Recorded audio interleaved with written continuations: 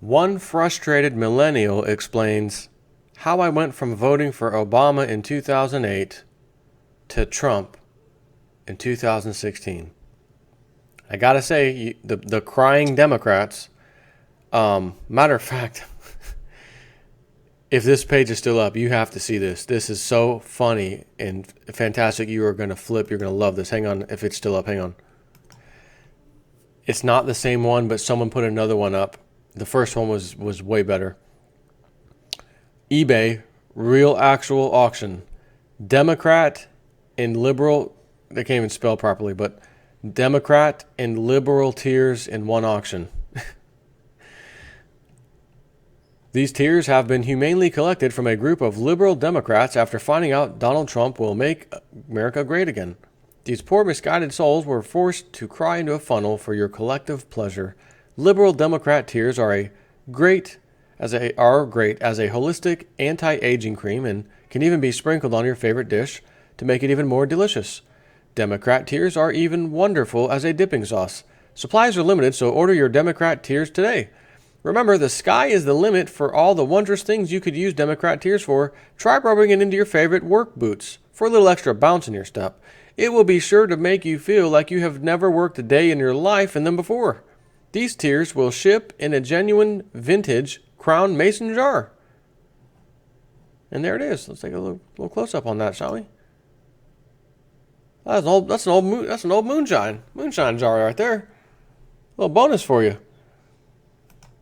So, that's an actual real eBay auction. The original one was up to like $60 last time I looked. I don't see it on here at all. So either they took it down or it's sold and they actually sent someone a jar of water, for fun.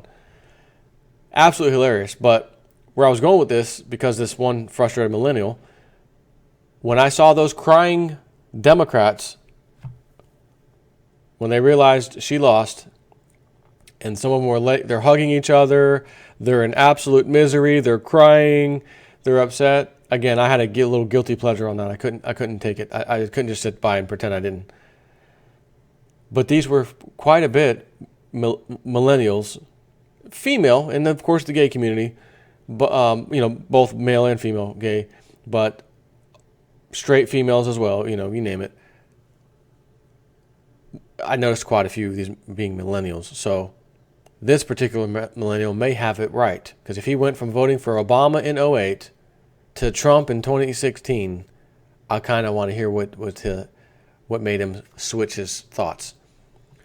This is from Zero Hedge. I truly believe this election is not about Republicans versus Democrats. This is an election for change. For someone who wants to reduce taxes and the power of government versus someone who wants to strengthen its stranglehold of debt on the American people. A true career Washington insider versus the ultimate unscripted, unpolished outsider. Someone who has enriched themselves with a career in business versus a politician who is now worth over $250 million and runs a foundation who took foreign donations from countries that violate human rights for favors while acting as Secretary of State. I am not a journalist. I am an ordinary U.S. citizen concerned with the direction of our country. I come from a hard-working middle-class family, people who believe the American dream is possible. I was born in Staten Island, New York, but grew up in a small town with my father and sister in New Jersey. Being a single parent, my father struggled, but always put his children first. They say it takes a village to raise a child, and it did. In addition to my father, family and friends played a huge role in instilling the values I hold true today. Hard work, honesty, and always looking out for others have molded me into the man that I am today. And you know what? When I read those three things, I feel that same way about myself. I take those things very seriously. I am a hard worker. I am honest as hell, brutally honest, as you've seen over my last 2 or 3 videos regarding religion, not holding anything back. And always looking out for others. That's why I do these videos for my people. And literally, I'm driving in my car. Oh, someone's broke down. Let me pull over and try to help. That kind of thing too. And we need more of that out there. There needs to be a lot more people like that out there. Not the ones that want the handouts. I don't want to have to work. I deserve this. That's mine. In 2008, I was a sophomore at Towson University. Towson? Okay. I had no health insurance because my father had lost his job. I was swept away by Obama's promises of health insurance, breaks for college students, and capitalizing on the mishaps leading to the Iraq War. His ability to speak and bring about such enthusiasm led me to casting my absentee ballot for him.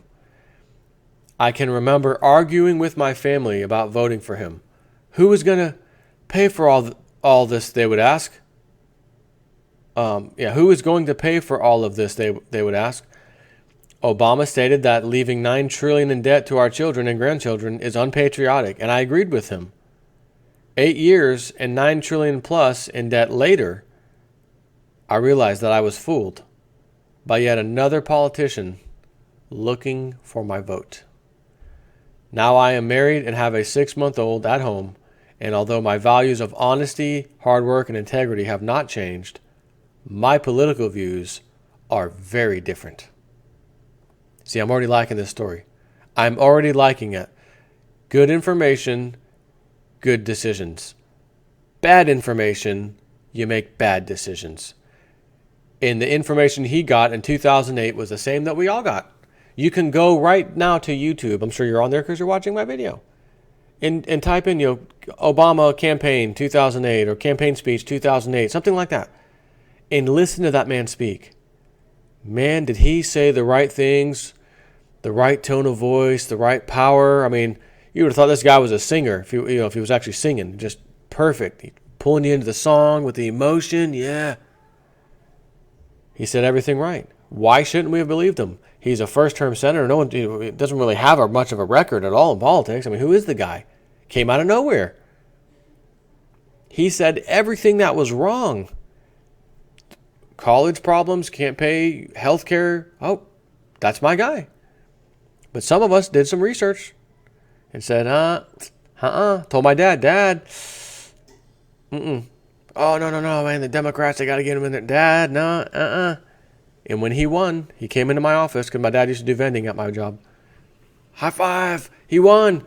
The Democrats are going to clean house. Watch this, my dad tells me. As I'm sitting there at the same desk I'm sitting at today, at work anyways. Dad, that's not going to happen. And I don't know if he voted for him or not, but we just voted in another quote unquote politician. More of the same. No, wait and see. My dad could say the same thing that this young millennial is saying right now. He said all the right things. He sucked me in. I thought it was legit. Hope and change, And we voted for another politician. Looking back, my dad absolutely understands what happened. He knows and he learned from it. This young man has done the same thing. I have seen out of touch Washington elitists and special interests send this country on a path to debt and ruins. I work at a job in sales where I work hard every day to earn my keep. I have seen the lies that have been told to our citizens and feel like the Washington elitists are so far out of touch with the American people.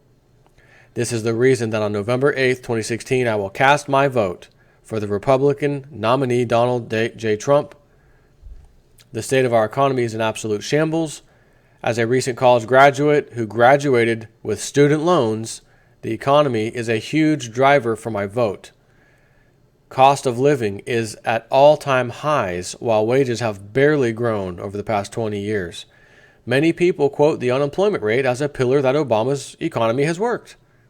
I invite all those people to look into what the number entails. Many jobs added are hardworking Americans who now have to work 2 and 3 jobs to support a family because their higher paying job has been shipped overseas or lost as a whole. And I'll add one. Not just 2 or 3 jobs, 2 or 3 part-time jobs, okay? In that number, anyone who has stopped looking for work is actually excluded as unemployed. They don't even count anymore. Our labor participation rate is at 62.9%. If labor participation rate was the same as when Obama entered office, our unemployment rate would be a staggering 10%. The monthly change in manufacturing has been down the past 3 months, 15,000 last month. Manufacturing hasn't produced more than 40,000 jobs in one single month over the past 5 years. We cannot continue to survive as a service economy. Our GDP is growing at a stagnant 1.2%. We have to bring back manufacturing and level the playing field on trade. Trump will do that. Trump's tax plan on lowering taxes on all Americans is one that should stand in the forefront for any voter. Hillary Clinton has attacked Trump hard on reducing taxes on the rich, saying that's all his tax plan does. She is correct that he will lower taxes on the wealthy, but he is passing on a tax cut for all Americans. Most significantly, middle and lower income earners, those who make under $50K as a married couple or under $25K as a single filer, will pay zero in federal taxes. If lower income individuals want a jump start to their wallets, this should be a no-brainer. Trump's tax plan as a whole will put the power and money back into the hands of U.S. citizens. He wants to enact child/elder care policies that would provide tax breaks to families who are trying to raise a child but struggle to because of the state of our economy. Regulations have killed our energy sector in Main Street. He wants to reduce regulations on energy companies so America can become energy independent. I believe small business is the heart of the American economy, and their footprint has been reduced significantly. Red tape and regulations make starting a business virtually impossible because most Americans can't be out of work for the time it takes to comply with all of these rules. If policy isn't enough for you and you are more of a character voter, I believe Trump is your clear choice. Hillary Clinton ignored 600 plus emails from Ambassador Chris Stevens requesting more security in Benghazi. Then after the attack, blamed it on a YouTube video in an attempt to cover up a terrorist attack on Americans around the 2012 election, etc. Donald Trump is not the perfect candidate by any means. His locker room comments behind closed doors about women are offensive and have turned many completely away. I understand that after the Friday when the video came out, many people completely shut the door on voting for him, which I can partially understand. In my belief, the video pales in comparison to the actions of Bill and Hillary Clinton while in the White House. I encourage all Americans to look into policy and not just focus on the Kardashian-esque scandal-driven campaign that the mainstream media has pushed. Regardless of candidate, get out and vote so your voice may be heard. I'm glad to see a millennial talking this way, because these are the people who don't really have any experience experiencing these things. Their view on America is the view you and I had when we were fresh out of school, whether that be high school or college. Love this country. It's the best on the earth. We have the best of everything. I love everybody. I'm going to go live the American dream, yada, yada, yada. Therefore, if a politician comes up and says something great on TV, sounds good to me, I'll vote for him. He had that experience, 2008, and learned instantaneously. He had 8 years to learn, and boy did he, like he said. I learned my lesson on that one. I see another one coming up, and her name's Hillary.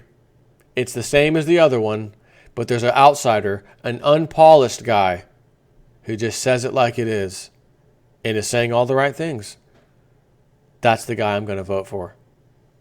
So, again, you get good information, you make good decisions. You get bad information, you make bad decisions. If I give you a map and there's completely clear instructions on which streets to turn down with arrows drawn on there by me, go north here, make a right here, turn left, and you do so, but on my map there's streets that are missing and you're passing by them, and then when you get to where you think you're supposed to turn left, the name of the street isn't what I have on the map. So now I'm going to keep going straight because I'm waiting for that street and I never saw the street. So now I'm going to turn all the way back around, try again. The street name does not exist. I know I went far enough both ways. Something's wrong. Too late. You've already made those decisions. You're late for your appointment. You lose. Right? Bad information equals bad decisions. No fault of your own. You didn't knowingly go out there and say, screw this appointment. I could possibly get a fantastic paying job today. Screw that appointment I got with him. I'm just going to screw off for a little while and go drive around. Right? You're not doing that on purpose. No. You're trying to get there, be punctual, got an interview. I need good information. And if you have the likes of the club, Hillary, Obama, the club, handing you the direction, so to speak, you will never, ever, ever get to your place on time or even at all. But when you listen to them tell you, you pick up the phone, hey guys, you gave me these directions, they're going to turn the teleprompter on and they're going to sound great. They're going to pump you back up. Yeah, we did that. We gave you the wrong street name? Oh, no, come on. Well, yeah, yes, sir, Mr. President, you did. It says, one of my staffers must have made a mistake. Sorry about that. Let me get back to you on that. Okay. Well, I've only got 10 minutes. I got to be there soon. I'll call you right back. Never calls back, right? That's the information we've been getting. And now Donald Trump has stepped in, and we're literally going to be on information overload. Good information. And yes, that's a hopefully. Because could Donald Trump do what everybody else has done? Of course. But he's already very wealthy. He's not into this looking to become more wealthy. He wants to fix things. I think he's genuine about it. We will wait and see. Take care.